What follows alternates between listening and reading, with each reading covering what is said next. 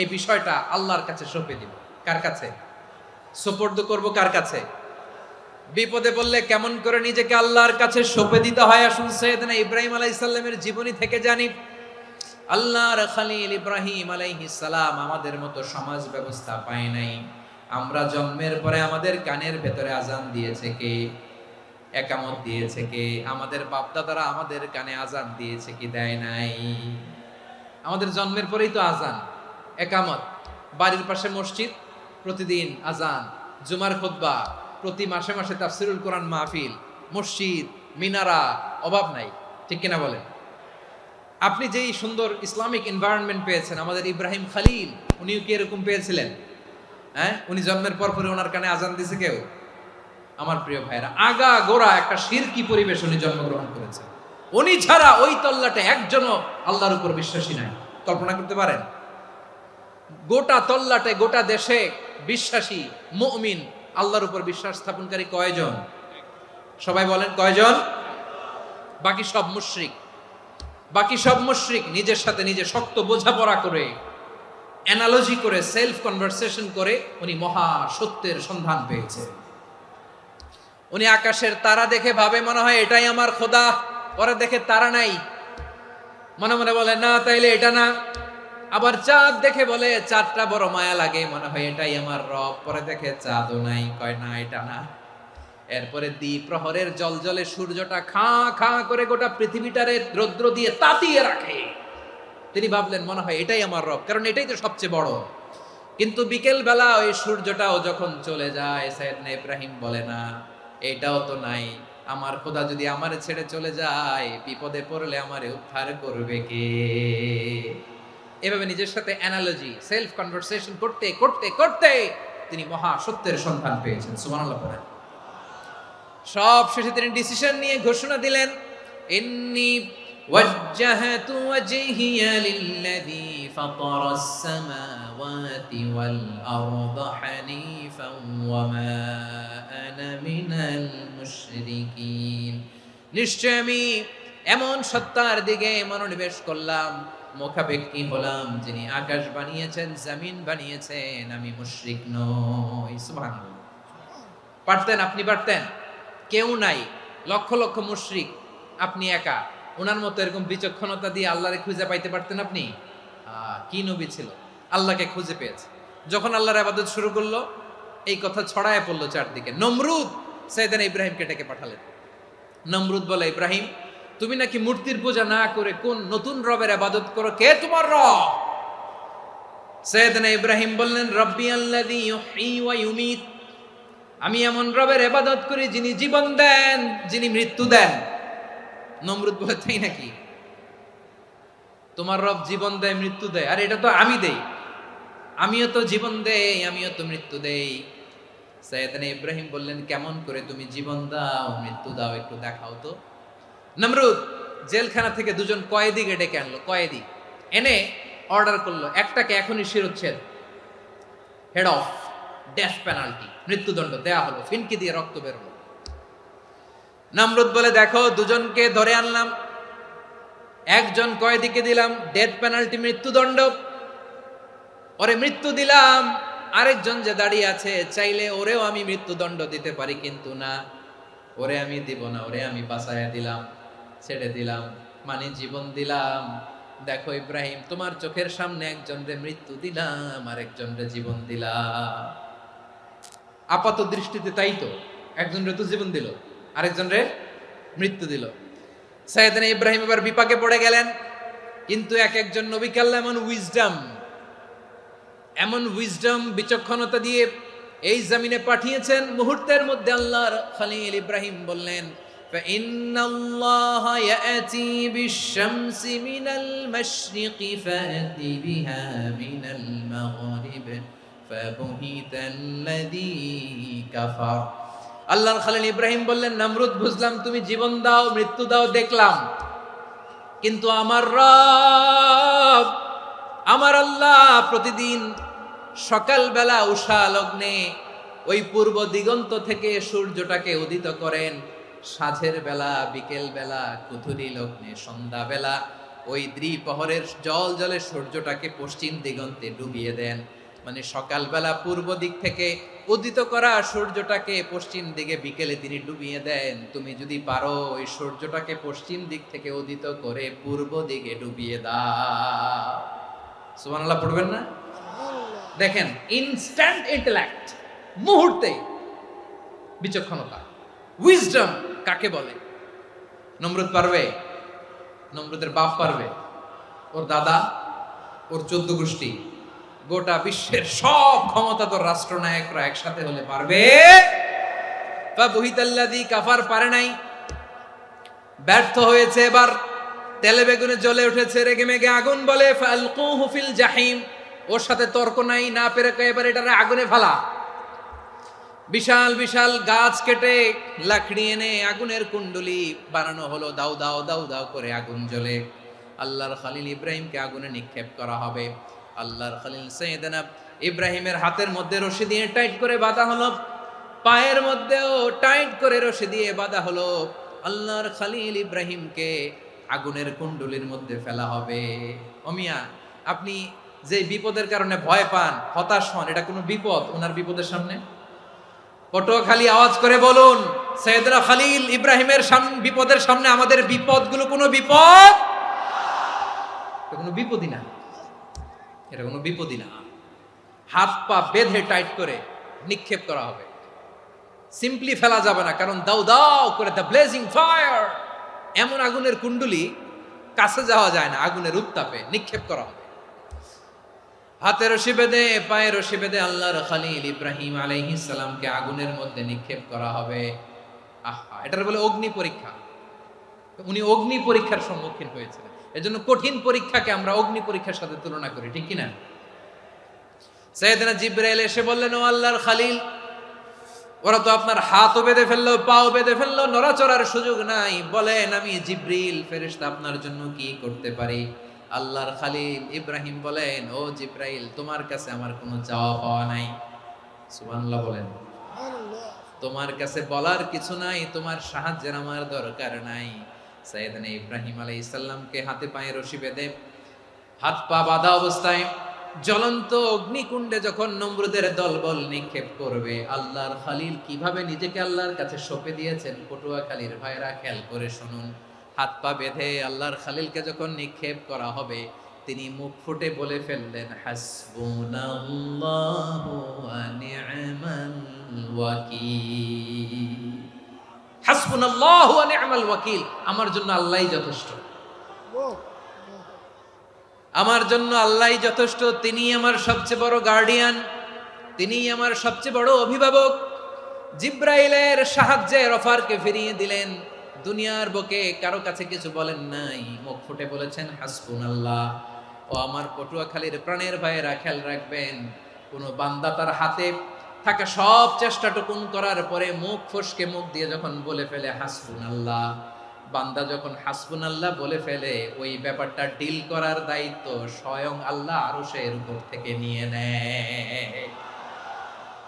আপনি যখন বলে ফেলবেন হাসবুনাল্লাহ, এটা ডিলিং করবে কে তখন? চিল্লায় বলেন না, তিনি কে? বান্দা তার সাধ্যের সবটুকু চেষ্টার পরে নতজানু হয়ে যখন বলবে হাসবুনাল্লাহ, আল্লাহ তুমি আমার জন্য যথেষ্ট, নি'মাল ওয়াকিল, তুমি আমার শ্রেষ্ঠ অভিভাবক, তখন তার কি দরকার না দরকার এটা ডিল করে স্বয়ং আল্লাহ। নিক্ষেপ করা হলো সাইয়েদনা ইব্রাহিমকে অগ্নিকুণ্ডলিতে। হাজার হাজার মানুষের দৃশ্য দেখার জন্য জড়ো হয়েছে এরকম বিশাল ময়দানে।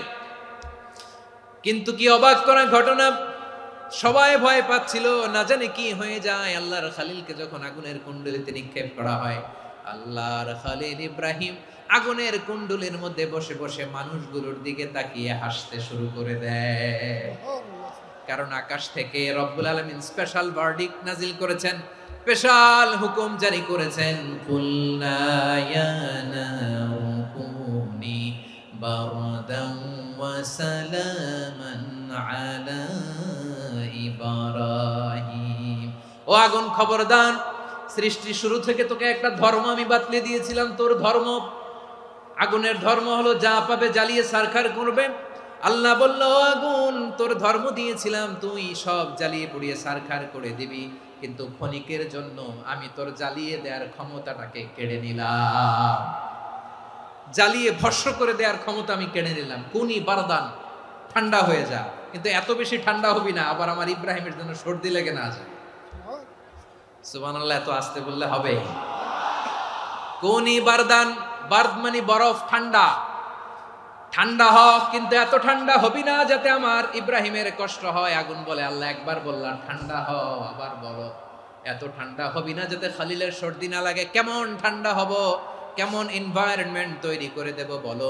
আল্লাহ বললেন, সালামান আলা ইব্রাহিম, আমার খলিল, আমার কলিজা, আমার ইব্রাহিমের জন্য তুই জান্নাতের গুল বাগিচা হয়ে যা। ও ভাই, নবী মুসার মতো ঈমান হলে রাস্তা হবে সাগর জলে, নবী ইউসুফের মতো ঈমান হলে একে একে দরজা খোলে, নবী ইব্রাহিমের মতো ঈমান যদি আজও থাকে বিদ্যমান, অগ্নিকুণ্ডে দেখতে পাবে খুবসুরত এক ফুল ভাগা। কুলনা ইয়া নারু কুনি বারদান ওয়া সালামান আলা ইব্রাহিম। বান্দা যখন মুখ দিয়ে বলে হাসবুনাল্লাহ, আমার আল্লাহ আমার জন্য যথেষ্ট, এই বলে যখন নিজেকে সঁপে দেয়, তার কি লাগবে ওই দায়িত্ব স্বয়ং নিয়ে নেয় কে? সবাই বলেন, স্বয়ং নিয়ে নেয় কে? তাহলে আমার প্রিয় ভাইরা, বিপদের শুরুতেই আমরা বলবো ইন্না লিল্লাহ। শুরুতে কি বলবো?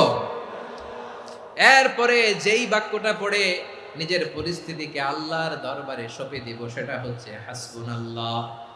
সেটা কি? বিষ্ণু বলেন, লা ইয়াজালু লিসানুকা রাতাবান মিন যিকরিল্লাহ, সব সময় আল্লাহর স্মরণ দিয়ে, জিকির দিয়ে জিহ্বাটারে সিক্ত রাখো।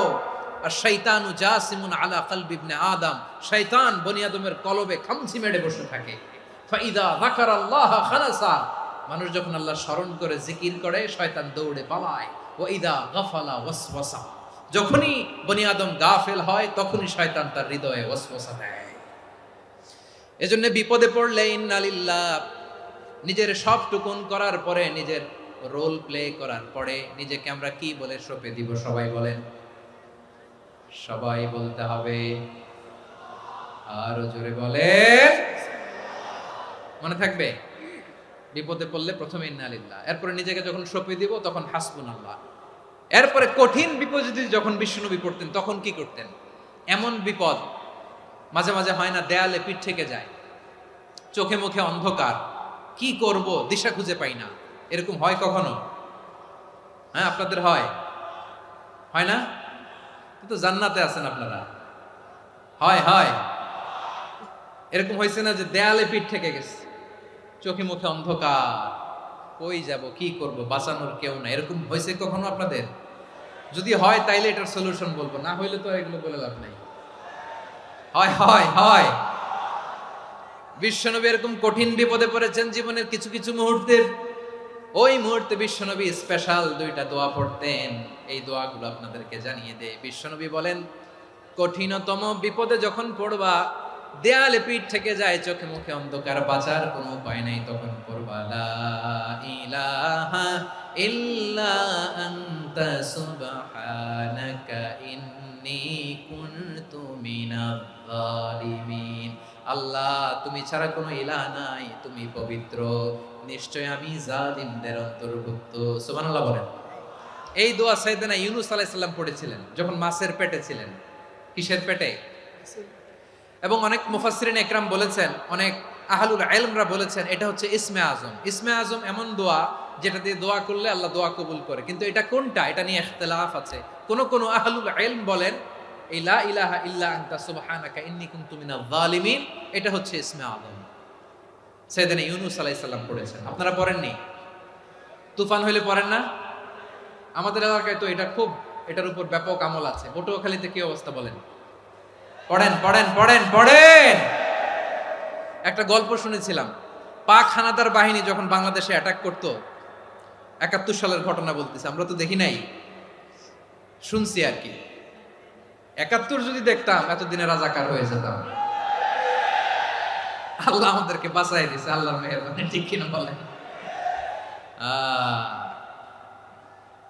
মন মতো হইলে মুক্তিযোদ্ধা, মন মতো না হইলে রাজাকার। কত কিছু দেখলাম এই শাহবাগের বুকে।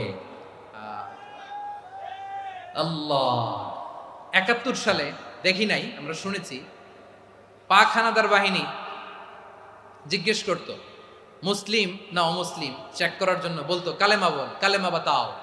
তো যারা কালেমা বলতে পারতো পাকিস্তানি বাহিনী নাকি ওদেরকে ছেড়ে দিত, শুনেছি।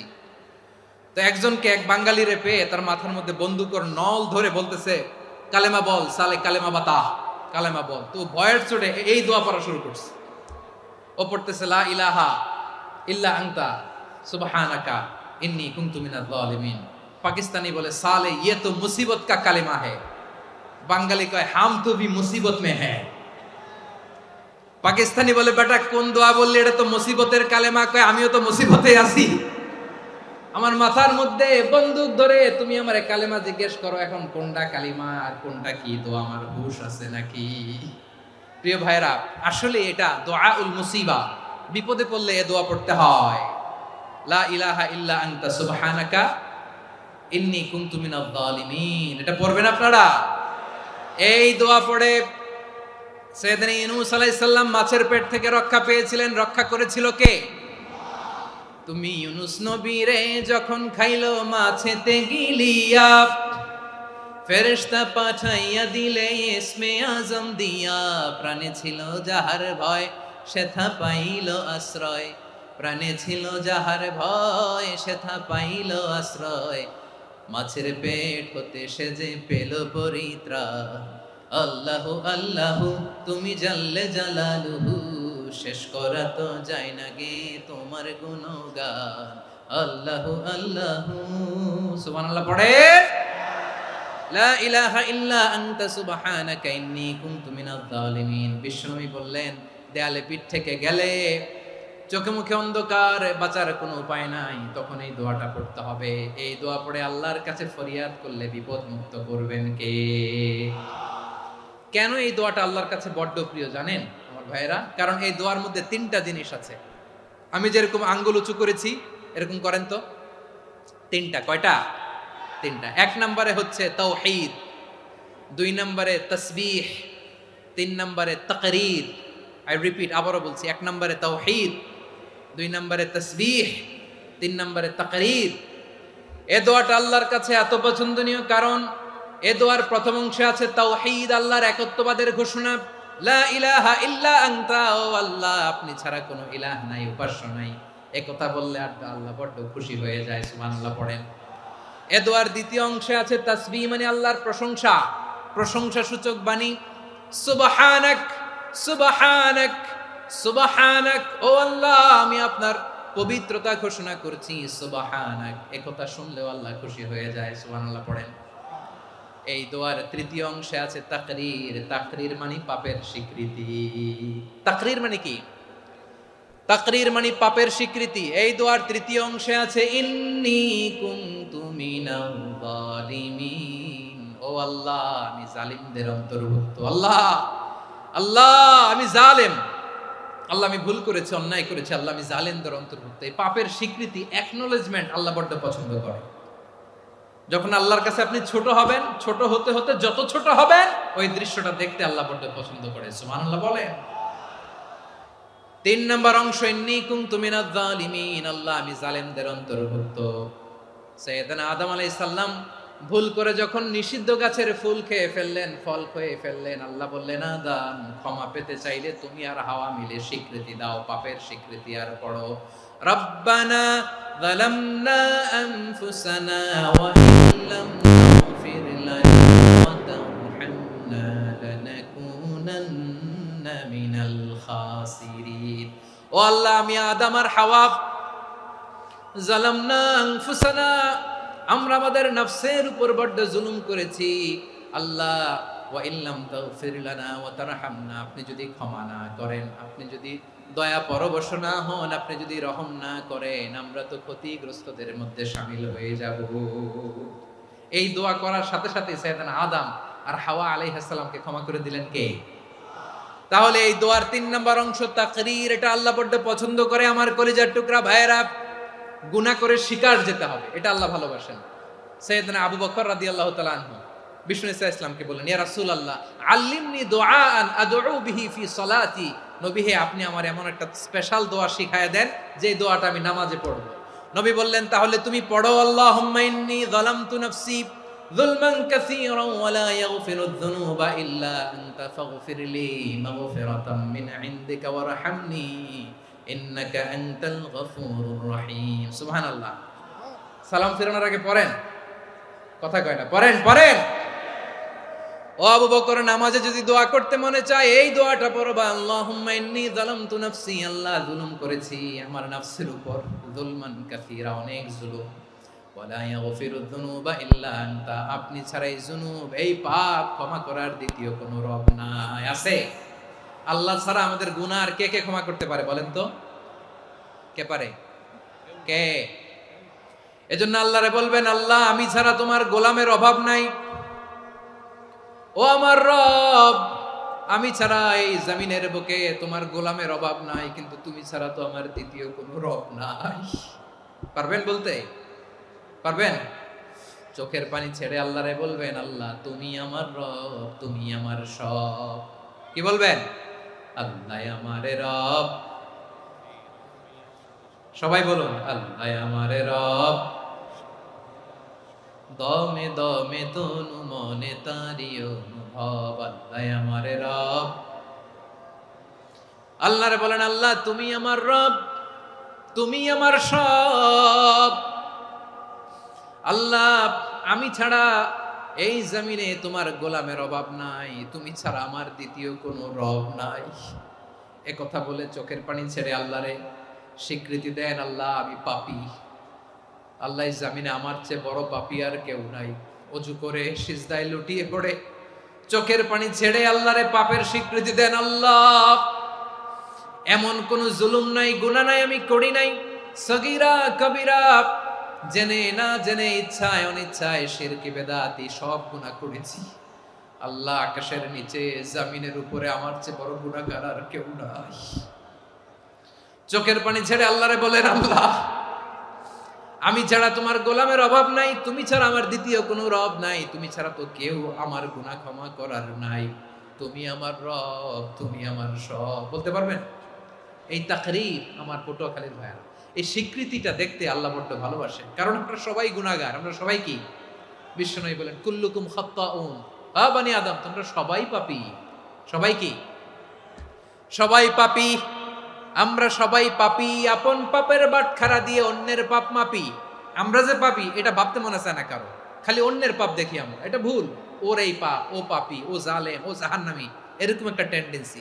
আমার যে কি হালাত এটার খেয়াল নাই। খেয়াল করতে হবে যে আমি সবচেয়ে বড় পাপী, ঠিক কিনা বলেন? পাপ করি নাই এমন কেউ আছি? হ্যাঁ আছি, আছি। কেউ না জানলেও জানে কে আমার পাপের ঘটনা? পৃথিবী না জানুক আমি তো জানি, আমি কি পাপ করেছি হায়। ও আমার কলিজার টুকরা ভাইয়েরা, মাথাটাকে নিচু করে জীবনের সব গুনার ফিরিস্তিগুলো একটা একটা করে স্বীকার করে আল্লাহরে বলেন, আল্লাহ আমি পাপী, আল্লাহ আমার চেয়ে বড় পাপী এই দুনিয়াতে কেউ নাই, আকাশের নিচে জমিনের উপরে আমার চেয়ে বড় পাপী কেউ নাই। একটা একটা করে আল্লাহ স্বীকার করি আমি পাপী, সব পাপের স্বীকৃতি দিলাম। পৃথিবী না জানুক আমি তো জানি, আমি কি পাপ করেছি হায়। আমার পাপের করলে বিচার, বাঁচার আমার নাই উপায়। দয়াময় তুমি মাফ করো আমায়, মাফ করো আমায়। আল্লাহ তাআলা যদি দয়া করে আমাদেরকে মাফ না করে, আমাদের বাঁচার কোনো উপায় নাই। আপনি কি ভেবেছেন আপনার নামাজ দিয়ে আপনি জান্নাতে যাবেন? আপনি তাহাজ্জুদ গুজার, সেজদা দিতে দিতে কপালে দাগ ফেলেছেন, এটা আপনারা জান্নাতে নেবে না? আপনি এলাকার সবচেয়ে বড় হাতেম তাই দানশীল, এই দানের ভরসায় বসে আছেন, কশিন কালো না। আমাদের নামাজ, আমাদের রোজা, আমাদের ইবাদত, এগুলোকে মিজানের পাল্লায় উঠালে কোনো ওজনই হবে না। তবে আমাদের একটা কৌশল জানা আছে, আমরা আল্লাহর রহমতের ভিখারি। আমরা সেদিন আগেই গুনার স্বীকৃতি দিয়ে দেব। আমরা বলবো, আল্লাহ তুমি প্রশ্ন করার আগে তোমার একটা কথা বলি, আমারে কিছু জিজ্ঞেস করো না, আমি সব করেছি। এমন কোন পাপ নাই যে পাপ আমারে দিয়ে হয় নাই। তোমার রহমত দিয়ে তুমি জান্নাতে পাঠাবা, তোমার দয়ায় জান্নাতে যেতে চাই, আমল দিয়ে না। পারবেন বলতে? কিয়ামতের দিন আমরা বলবো, আল্লাহ আমার আমল দিয়ে জান্নাত চাই না, আমি তোমার দয়া দিয়ে জান্নাত চাই। তোমার দয়া ছাড়া আমার কোনো উপায় নাই। কারণ আল্লাহ যদি বিচার করে, বাঁচার কারো উপায় নাই। আল্লাহ যদি বলে ফেলেন তুই এটা করলি কেন, ওখানে গেলি কেন, কোরআনে 1000 বার নিষেধ করলাম তারপরেও এই পাপে জড়ালি কেন, এরকম প্রশ্ন ছুড়ে দিলে আমার উত্তর আছে? বাঁচার কোনো উপায় আছে? রোজ হাসরে হে আল্লাহ আমার করোনা বিচার, আল্লাহ করোনা বিচার। বিচার চাহি না তব দয়া চাই, এ গুনাহগার, আল্লাহ করোনা বিচার। আপনার আমল দিয়ে জান্নাতে যাবেন? কি দিয়ে যাবেন? আল্লাহর দয়া দিয়ে। আল্লাহর রহম আর দয়া ছাড়া কেউ জান্নাতের চেহারাও দেখতে পাবে না। আমার প্রিয় ভাইরা, এই দোয়া আল্লাহর কাছে পছন্দনীয় হওয়ার কারণ 3টা। দোয়ার প্রথম অংশে আছে তাওহীদ, আল্লাহর একত্ববাদের ঘোষণা। এই দোয়ার দ্বিতীয় অংশ আছে তাসবিহ, আল্লাহর প্রশংসা সূচক বাণী। এই দোয়ার 3 নাম্বার অংশ পাপের স্বীকৃতি। তাহলে আমরা সবাই গুনাহগার। আমরা আল্লাহর কাছে পাপের স্বীকৃতি দিয়ে বলবো, ও আল্লাহ ইন্নী কুনতু মিনাজ জালিমিন, আমরা জুলুম করেছি, পাপ করেছি, অন্যায় করেছি, আল্লাহ বুঝতে পারি নাই। শয়তানের ওয়াসওয়াসায় পড়ে, বন্ধুর পাল্লায় পড়ে, নফসের খায়েশ মিটাতে যে আল্লাহ করে ফেলেছি। তুমি গুনাহ না মাফ না করলে আমাদের গুনাহ মাফ করার দ্বিতীয় কেউ নাই। ঠিক কিনা বলেন? এভাবে অনুতপ্ত হয়ে যদি আল্লাহর কাছে দোয়া করেন, দেয়ালে পিঠ থেকে গেছে, কোনো রাস্তা নাই বের হওয়ার, ওই মুহূর্তেও আপনাকে বিপদ থেকে উদ্ধার করবে কে? বিশ্বনবী চরম বিপদে পড়লে 2টা দোয়া পড়তেন। প্রথম হলো এটা, লা ইলাহা ইল্লা আনতা সুবহানাকা ইন্নী কুনতু মিনাল জালিমিন। এই দোয়াটা আমরা বেশি বেশি পড়ব প্রিয় ভাইরা। রাজি আছেন? সবাই আওয়াজ করে পড়ুন ইনশাআল্লাহ। আমার প্রিয় ভাইয়েরা, বিপদে পড়লে বিশ্বনবী আরো একটা দোয়া পড়তেন, লা ইলাহা ইল্লাল্লাহুল আযীমুল হালিম, লা ইলাহা ইল্লাল্লাহু রাব্বুল আরশিল আযীম, লা ইলাহা ইল্লাল্লাহু রাব্বুস সামাওয়াতি ওয়াল আরদি ওয়া রাব্বুল আরশিল কারীম। এই যে বললাম, রেকর্ড হয়ে গেছে। এখন তো আর ইনস্ট্যান্ট মুখস্থ না হলো, পরে মুখস্থ করে নেবেন। আল্লাহ ছাড়া কোনো উপাস্য নাই, তিনি সুমহান, মহা সহিষ্ণু। আল্লাহ ছাড়া কোনো উপাস্য নাই, তিনি সুমহান, আরশের অধিপতি। আল্লাহ ছাড়া কোনো উপাস্য নাই, তিনি আকাশের মালিক, জমিনের মালিক, তিনি সুবিশাল আরশের অধিপতি। সুবহানাল্লাহ পড়েন। এই দোয়াটা কেউ যদি পড়ে যদি এর ওসিলা করে দোয়া করে, তাকে বিপদ থেকে মুক্তি দেয় কে? মনে থাকবে আপনাদের? তাহলে বিপদের প্রথম ধাক্কায় কি যেন পড়তে হয়? ইন্না লিল্লাহ। তারপরে কি বলে আল্লাহর কাছে নিজেকে সঁপে দিতে হয়? দেয়ালে পিঠ থেকে গেলে লা ইলাহা ইল্লা আনতা সুবহানাকা ইন্নী কুনতু মিনাজ জালিমিন।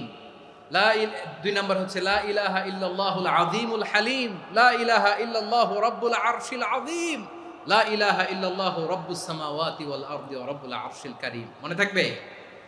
ইনশাআল্লাহ বলেন সবাই, আওয়াজ করে সবাই ইনশাআল্লাহ। অনেক সময় এমন হয়, হঠাৎ বিপদের সম্মুখীন হই আমরা, রেডি হয়ে বের হইছে অফিসে, হঠাৎ অ্যাক্সিডেন্টে পড়ে যাই, হঠাৎ পেটের ব্যথায় অজ্ঞান, এরকম হয় না? আপনাদের হয় না? বিষ্ণু ইসলাম বলেন, আকস্মিক দুর্ঘটনার বিপদ থেকে যদি কেউ বাঁচতে চায়, সকাল সন্ধ্যা যেন প্রত্যেকে এই দোয়াটা পড়ে। সকালে যদি 3 বার পড়ে সন্ধ্যা পর্যন্ত হঠাৎ হঠাৎ বিপদ থেকে সে রক্ষা পাবে।